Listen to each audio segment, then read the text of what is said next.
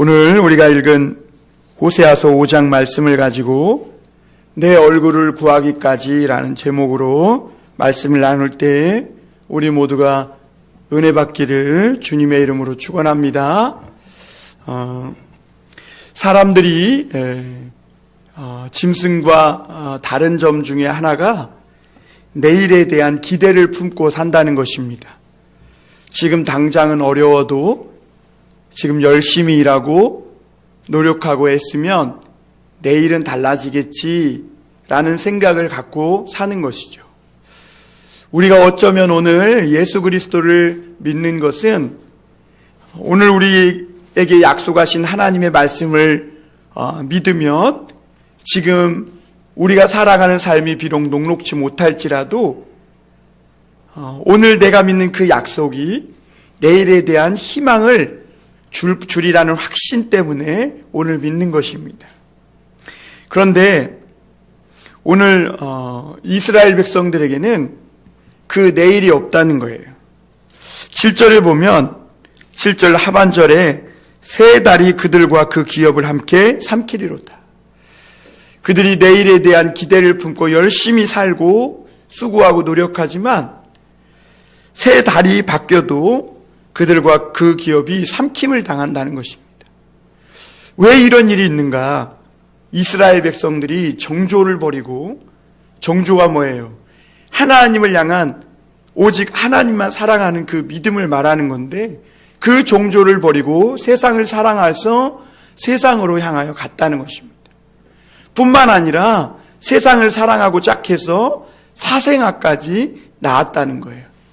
그래서 이들이 세상에서 무언가 열심히 살고 노력하지만 내일이 와도 그들에겐 그 모든 것들이 그저 삼킴바 당할 뿐이라는 것입니다.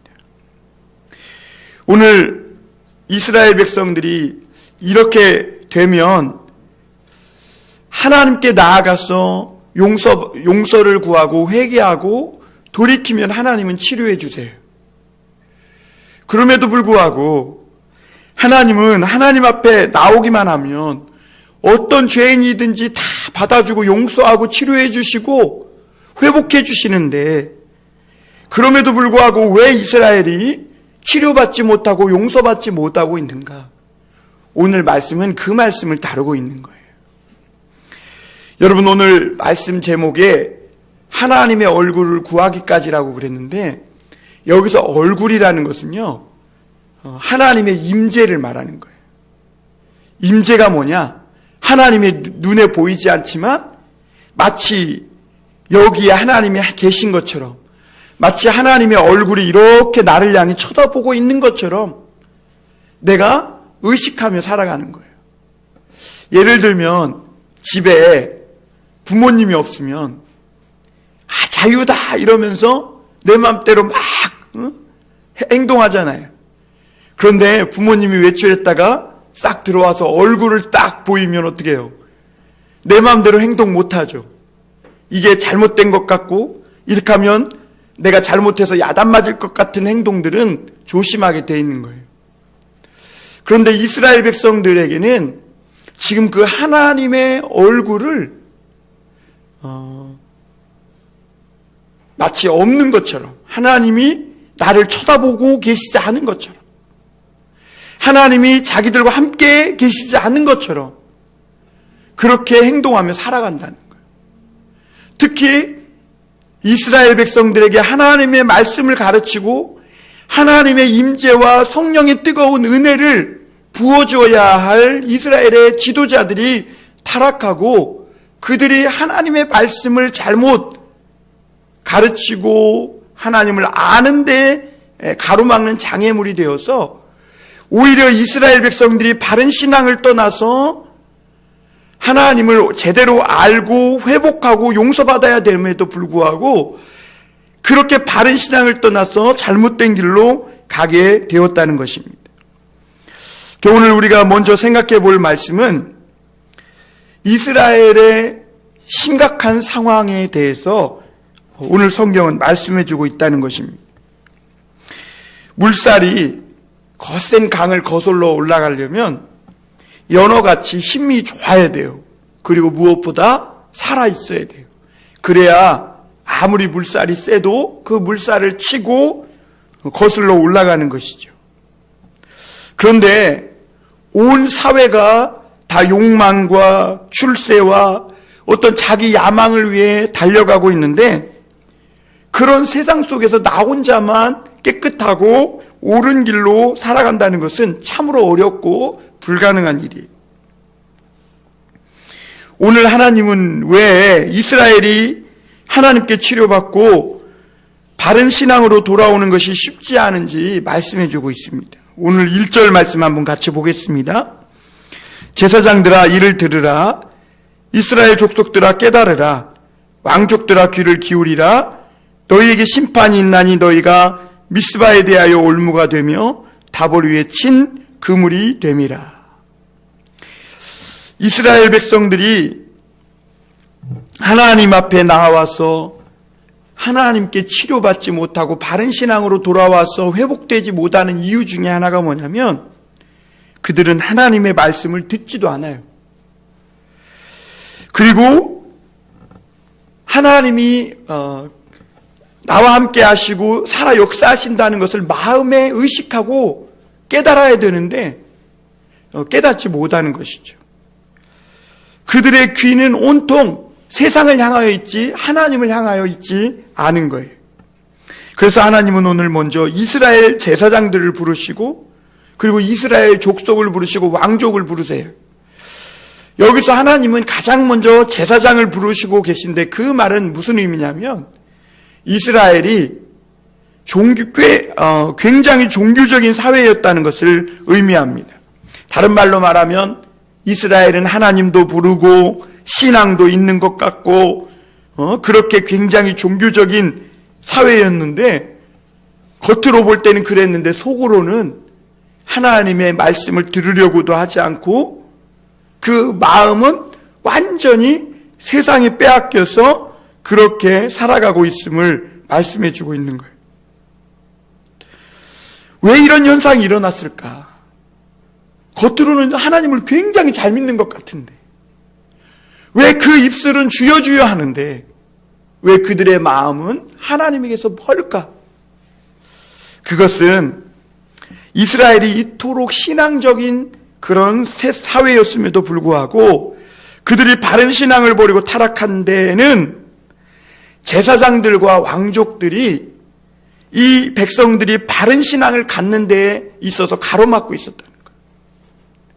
마치 예수님 당시에 예루살렘 성전도 있고 율법도 있고 제사장들도 있고 사두개인들도 있고 바리새인들도 있고 많은 종교적인 분파가 있었음에도 불구하고 그들은 자기들의 기득권을 유지하기 위해서 또 자기들이 만들어 놓은 그 조직과 어떤 아성을 지키기 위해서 하나님의 말씀을 바르게 깨닫고 회개하고 돌이켜서 성령의 능력을 받는 것에 대해서 그들은 잘못 가르쳐주고 있다.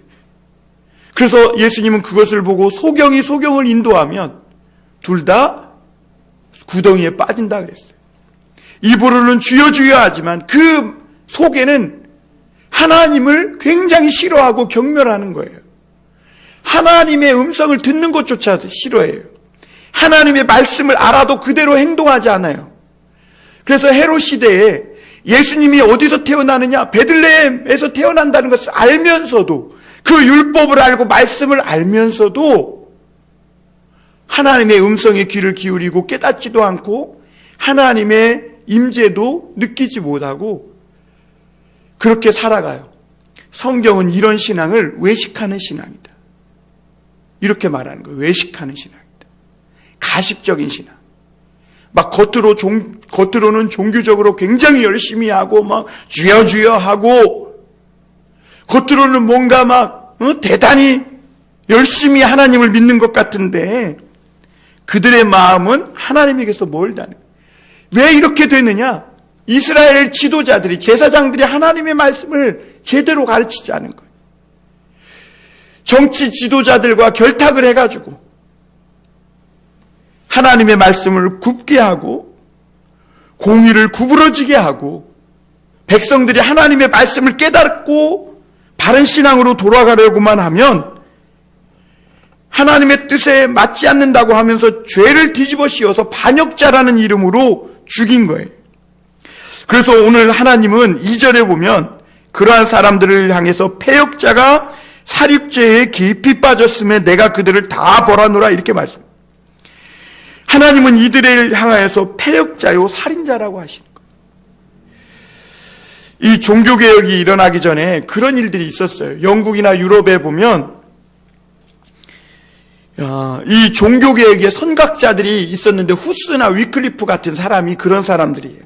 이들은 성경을 일반 사람들도 평민들도 읽고 성경 말씀을 제대로 깨달을 수 있도록, 그리고 복음을 제대로 깨달을 수 있도록 말씀을 전하면 이들을 파문시키거나 화용시켜 버렸어요. 왜 그랬냐면 그들이 자기들이 쌓아놓은 조직과 아성을 흔든다는 거예요. 그래서 하나님의 말씀을 바르게 깨닫고 회개하고 올바른 신앙으로 돌아가는 것을 굉장히 싫어한 거예요.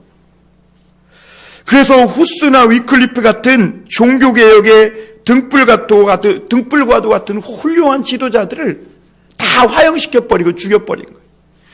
여러분, 마틴 루터도 마찬가지잖아요. 마틴 루터도 오직 성경, 오직 은혜, 오직 믿음으로 살아가야 한다. 오직 의인은 믿음으로 말미암아 산다. 이렇게 성경을 깨닫고 독일의 일반 모든 사람들도 하나님의 말씀을 알고 바른 신앙을 가질 수 있도록 어려운 라틴어로 된 성경을, 그래서 일반 사람들은 읽지도 못하고 깨닫지도 못하는 성경을 누구나 읽을 수 있도록 독일어로 막 번역해서 깨닫게 할 때 그 교황과 천주교가 카톨릭은 그 루터를 핍박하고 루터를 파문시키고 죽이려고까지 했던 거예요. 왜 그래요? 자기들의 기득권을 해치니까.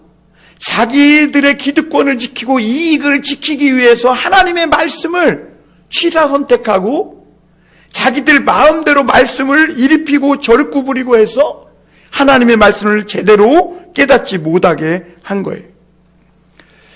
예수님 당시에도 그런 일이 있었죠. 예수님이 소경을 고쳤어요. 나면서 소경이었던 그 사람을 눈에 진액을 발라서 실로암 못에 가서 씻으라 해서 씻었더니 나섰어요. 그런데 하나님을 믿는다고 하는 종교 지도자들은 이 죄인이 어떻게 눈을 떴냐 그러면서 이 눈을 뜨게 해준 예수님을 핍박하고 예수님을 공격하고 죽이려고 하고, 심지어 소경되었다 눈 뜬 그 사람을 출교시키고 막 협박하는 것을 보게 돼요. 그들이 왜 그러냐면 이 소경이나 이런 사람들이 예수님을 믿고 그 죄에서 자유케 되고 참 바른 신앙을 가지고 살아가는 것을 싫어하기 때문에 그래요. 그렇게 되면 자기들이 누리고 있는 그 모든 혜택과 그 기득권이 사라져버릴까 봐 두려워하는 거예요. 그래서 그들은 하나님의 말씀을 굽게 가르치고 정치인들과 결탁해서 누구든지 하나님의 말씀으로만 돌아가야 한다고 말하면 이 사람은 체제를 흔들고 자신들이 세운 조직을 해치는 불순자들이라고 반역자들이라고 몰아서 다 죽였던 것을 볼 수가 있습니다. 예수님도 그렇게 십자가에 달려 못 박혀 죽으신 거 아니에요? 예수님을 하나님을 모독하는 마치 참남한 말을 하는 이런 사람이라고 몰아붙여서 결국에는 예수님을 십자가에 못 박아 죽이게 된. 그러니까 이 잘못된 종교가 얼마나 무서운지 몰라요. 여러분, 신앙을 잘못 가지면요, 이렇게 얼마나 무서운 결과를 낳는지 모르는 거예요. 오늘 왜 이스라엘 백성들에게 저주가 끊이지 않느냐? 왜 그들이 하나님 앞에 나와 치료받고 깨닫지 못하느냐? 하나님을 바르게 깨달을 수 있도록 지도자들과 제사장들이 하나님의 말씀을 제대로 가르쳐주지 않기 때문에 그래요. 율법을 잘 아는 제사장들과 왕들도 자기들이 엉터리라는 것을 알고 있어요. 그러니까 하나님만 제대로 믿어야 한다는 이런 사람들을 만나면 열등감을 느끼고, 그리고 그들의 신앙을 감당하지 못하는 거예요. 예를 들면 초대교회 때 사도 바울이 예수님을 믿고 성령의 능력으로 충만했거든요. 그런데 그때 당시에 많은 유대인들이 있었음에도 불구하고 이 사도 바울 그 한 사람을 당해내지 못한 거예요. 왜냐하면 오직 하나님의 말씀을 의지하는 신앙은 강력하고 성령의 능력이 임해서 자신들이 누리는 그런 잘못된 그런 기득권 이런 것들을 해칠 수 있는 위험이 있기 때문에 그냥 둘 수 없다고 생각한 것이죠. 이스라엘이 다시 회복될 수 없는 이유는 뭐냐면, 사람들도 그래요. 사람들도, 백성들도 자기 욕망을 채워주는 이런 편리하고 듣기 좋은 말들을 좋아하는 거예요. 여러분, 그거 위험한 것입니다. 여러분, 하나님의 말씀을 들을 때요, 여러분, 내가 듣기 좋은 말, 내가 원하는 말, 짧고 그냥 내 귀를 간지러운 귀를 긁어줄 수 있는 말, 이런 말을 듣기를 원하면요, 그 사람은 반드시 속습니다. 여러분, 사기꾼에게 속는 사람은요, 왜 그러냐면 사기꾼이 그 사람의 욕망을 간지러운 데를 살살살살 긁어주기 때문에 속는 거예요. 그래서 여러분, 내가 하나님의 얼굴을 구하고 하나님의 말씀을 바르게 깨닫기 위해서는 내가 바른 신앙을 가지고 하나님의 말씀을 듣고, 때로는 내가 책망당하고 책망받고 때로는 하나님 앞에 징계를 당해도 내가 올바로 신앙생활을 하겠다는 분명한 신앙이 있어야 하는 것입니다. 그런데 이스라엘 지도자들과 제사장들이 그들이 원하는 이런 편리하고 듣기 좋은 말만 해도 그들은 그것이 좋아서 지금 죄를 짓고 회개하고 지금 하나님 앞에 용서를 구해야 할 때인데도 평화롭다 평화롭다 그러니까 그것이 진짜 평화고 축복인 줄 알고 따라가다가 결국에는 망하게 되는 것이죠. 이렇게 하나님의 사람들을, 바른 신앙을 가진 사람들을 없애버리고 잘못된 신앙으로 호도하는 그런 이스라엘은 다시 부흥할 수가 없는 것이죠. 오늘 3절에 보면 이렇게 말씀합니다. 에브라임은 내가 알고 이스라엘은 내가 숨기지 못하나니 에브라임아 이제 내가 행음하였고 이스라엘이 더러워졌느니라. 여기서 에브라임은 이스라엘을 일컫는 말인데, 에브라임은 내가 알고, 이 말은 하나님과 에브라임이 특별한 관계라는 것입니다. 그런데 이 에브라임 특별한 관계인데도 행음하고 죄 짓는 데 앞장서서 결국에는 더러워졌다는 거예요. 여기서 행음했다는 것은요, 넘어서는 안 될 선을 넘었다는 겁니다. 성도나 목회자나 누구든지 다 한 번쯤 실수하고 넘어질 수가 있어요. 우리는 죄를 짓고 넘어지면 빨리 하나님 앞에 나와 회개하고 용서를 구하면 돼요. 진심으로 주님께 회개하고 돌아오면 하나님이 용서해 줘요. 그런데 이 죄라는 놈이 얼마나 무서운지요. 처음 죄를 지을 때는요, 두렵고 무섭고 떨리고 막 수치스럽고 어쩔 줄 모르지만 한번 죄를 짓고 하면 자신감이 붙고 당당하게 죄 짓고 점점 죄 짓는 것이 쉬워지는 법입니다. 그래서 하나님의 사람들은 영성이 중요해요.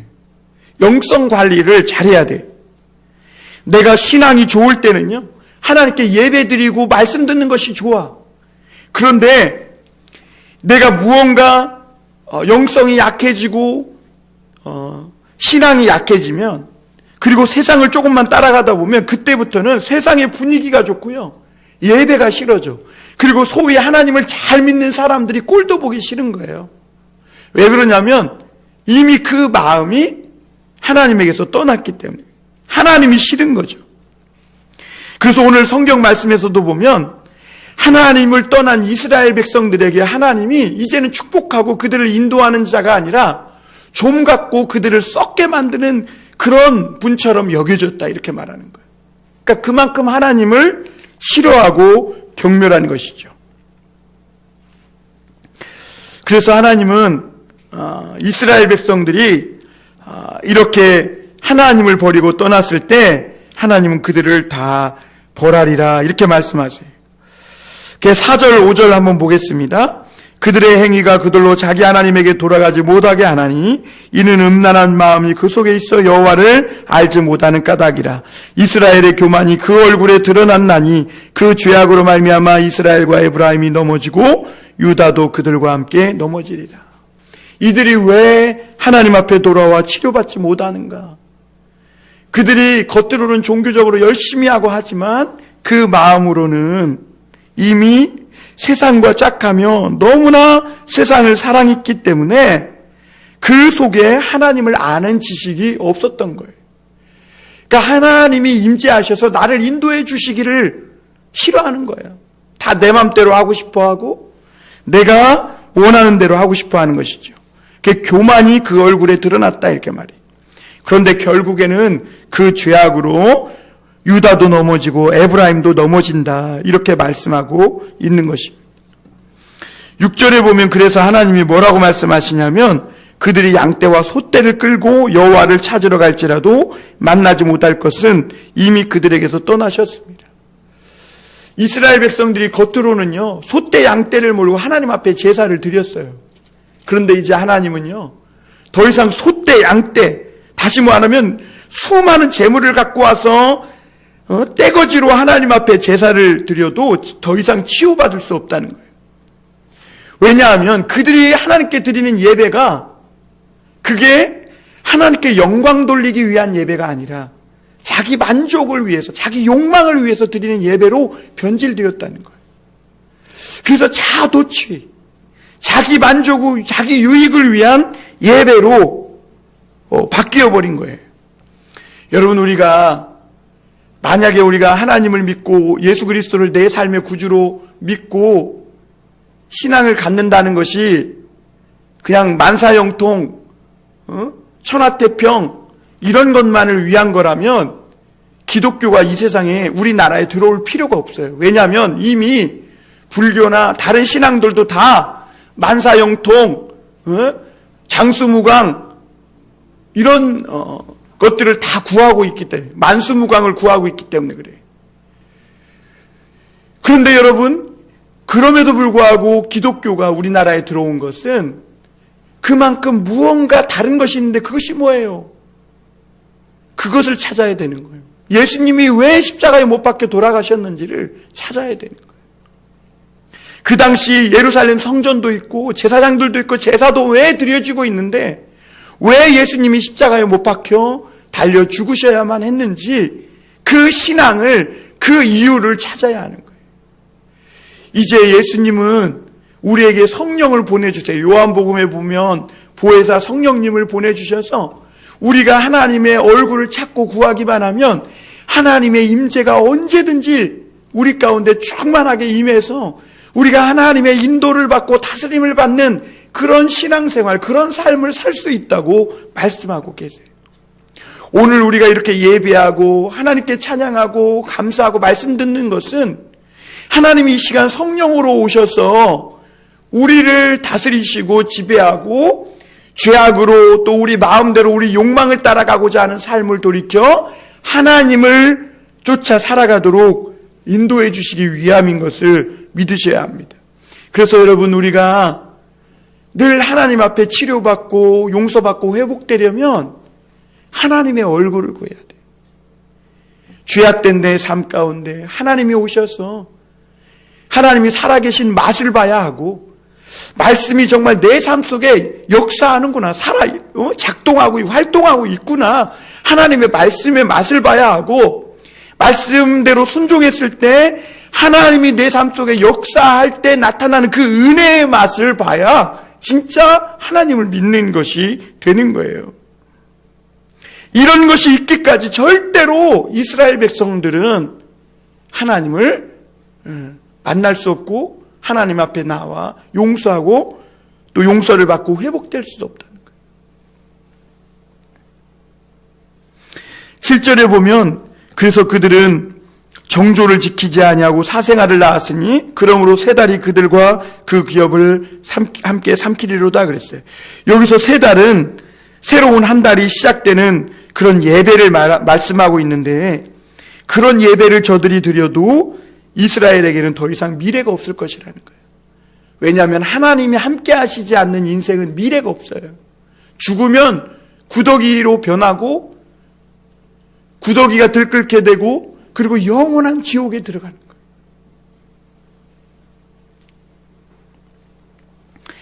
그리고 하나님이 없이 받는 축복은 사생아의 축복과 같은 거예요. 하나님이 주신 축복이 아니라는 거예요. 그리고 오늘 8절에서도 보면 그렇게 사는 삶은 언젠가 전쟁 나팔 소리가 들려온다는 거예요. 우리 8절 한번 보겠습니다. 너희가 기브아에서 뿔나팔을 불며 라마에서 나팔을 불며 베다엔에서 외치기를 베냐민아 내 뒤를 쫓는다 할지어다. 여러분, 이스라엘에게 가장 두려운 소식은 전쟁의 소식이었습니다. 그런데 오늘 기브아와 라마에서 나팔 소리가 들려온다는 거예요. 이 나팔 소리는 전쟁이 일어났다는 소식을 알리는 소리예요. 그런데 이 전쟁이 터졌음을 알리는 소리가 어디에서 들려오냐면 기브아와 라마에서 들려온다는 거예요. 기브아와 라마는 이스라엘과 유대의 가장 중심에 있는 어떻게 보면 가장 안전한 장소예요. 그런데 호세아는 하나님을 떠나서 내 멋대로 죄짓고 타락한 정조를 벌인 그 이스라엘 백성들에게는 너희들이 가장 안전하다고 믿는 그 장소에서조차 전쟁이 터질 것이다 라고 말하는 것이죠. 여러분, 오늘날 우리나라 사람들이 가장 중요하게 생각하는 것은 생활의 안정이에요. 그래서 안정된 직장을 잡고 돈도 잘 벌어서 집도 사고 안정된 생활을 하길 원해요. 그래서 사람들은 노력하고 수고하고 열심히 삽니다. 그런데 여러분, 하나님을 나의 산성, 나의 반석으로 삼지 않는 한 세상에는 안전한 곳이 아무 곳에도 없어요. 안정된 직장? 없어요. 어디가 안정된 직장이 있겠어요? 내 건강? 항상 건강한 게 아닌 거예요. 하나님을 모르는 사람들이 열심히 일해서 돈 벌고 안정된 직장을 얻는 것 같고 집도 사고 하는 것 같지만 여러분은 언젠가 갑자기 그들에게 전쟁 나팔 소리가 언제 울려올지 모르는 거예요. 가장 안전한 곳은 하나님의 말씀이 있고 오늘 내가 하나님의 말씀을 순종하는 그 자리가 가장 안전한 장소라고 말씀해주고 있는 것입니다. 그럼에도 불구하고 11절에 보면 에브라임은 사람의 명령 뒤따르기를 좋아하므로 학대를 받고 재판의 압제를 받는도다 그랬어요. 그럼에도 불구하고 에브라임이 왜 망하고 왜 전쟁이 터지고 그러는가?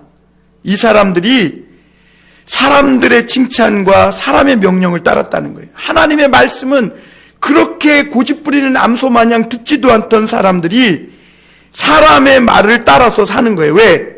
사람들이 인정해주고 사람들이 주는 영광과 사람들이 인정해주는 인기와 명예를 좋아했기 때문에 그래요.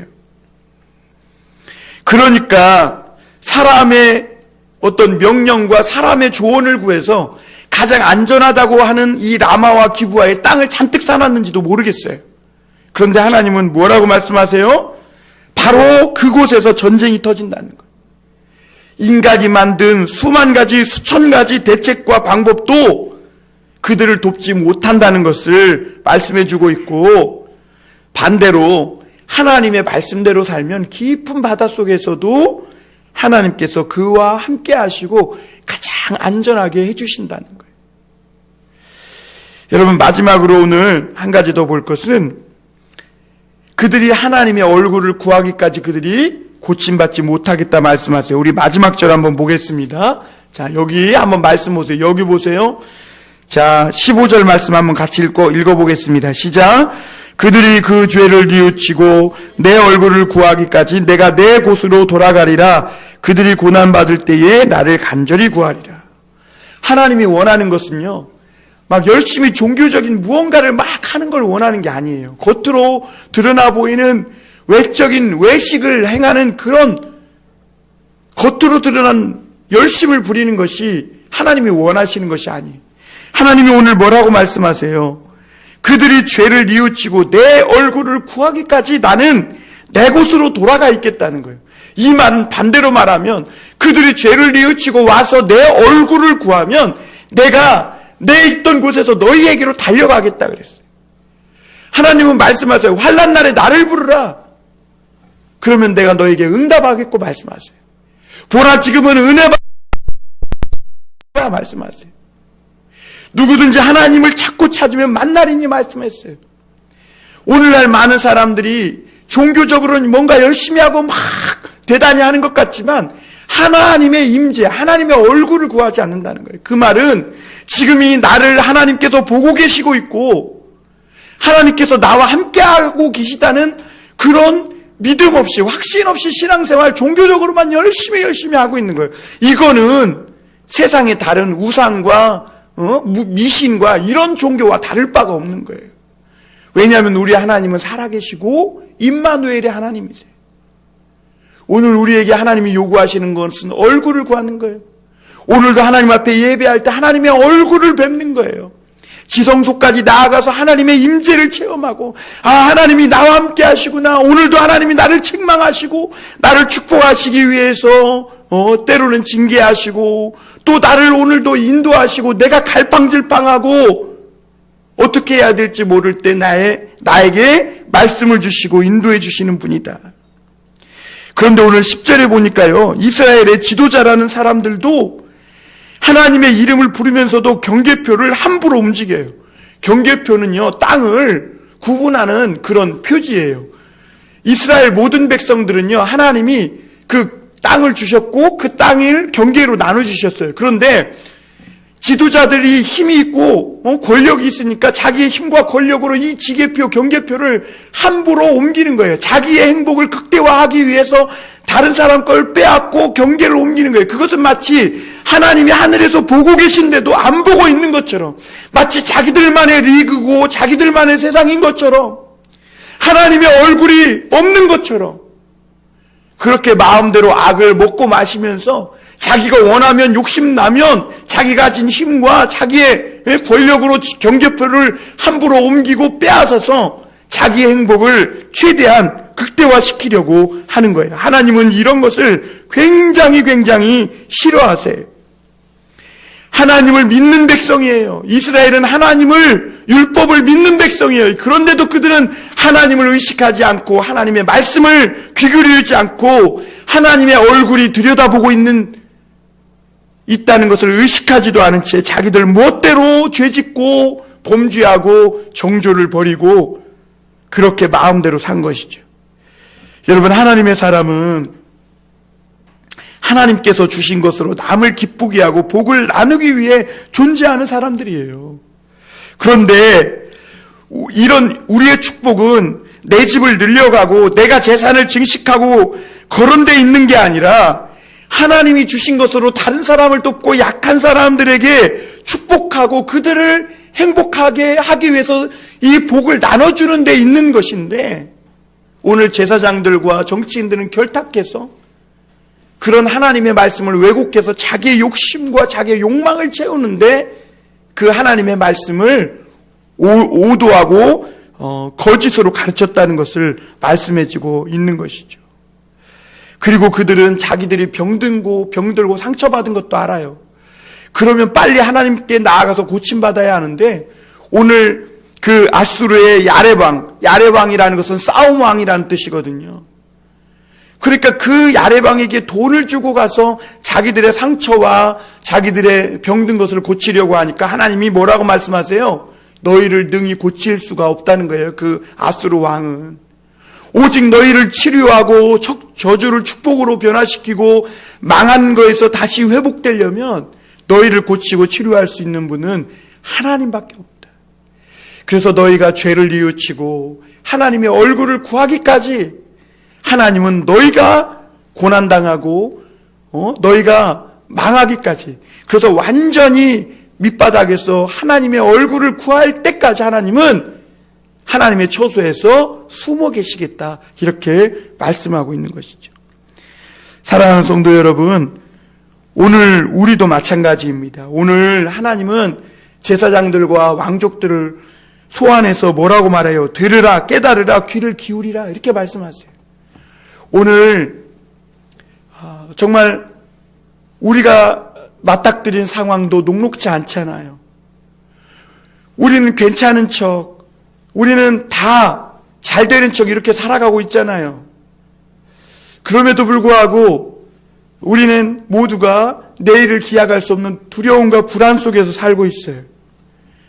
그런데 여러분, 우리가 만약 이 시간에 하나님의 말씀에 귀를 기울이고 하나님의 얼굴을 구하고 하나님의 얼굴을 대면하여 볼 수만 있다면 절대로 낙심하거나 두려워하거나 장래에 대해서 불안해하지 않아요.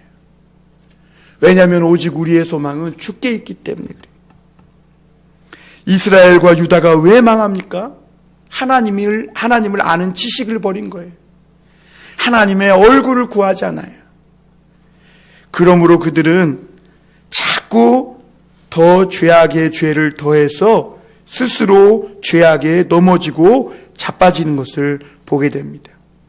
사랑하는 성도 여러분, 우리에게 가장 안정되고 안전한 길은 하나님의 말씀을 듣고 순종하며 오늘도 하나님의 얼굴을 구하며 하나님의 얼굴을 보고 사는 데 있는 거예요.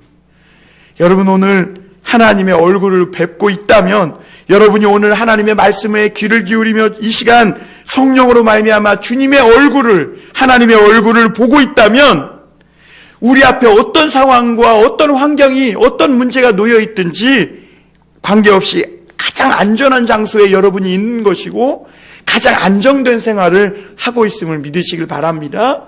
오늘도 하나님의 얼굴을 보고 사는 그런 저와 여러분이 복이 있는 줄 믿으시고, 혹시 이 시간에 하나님의 얼굴이 희미하게 보인다면 죄를 뉘우치고 청결하고 깨끗한 마음으로 하나님의 얼굴을 더욱 분명하게 보며 축복된 길로 복 있는 성도로 살아가는 저와 여러분이 되기를 주님의 이름으로 축원합니다.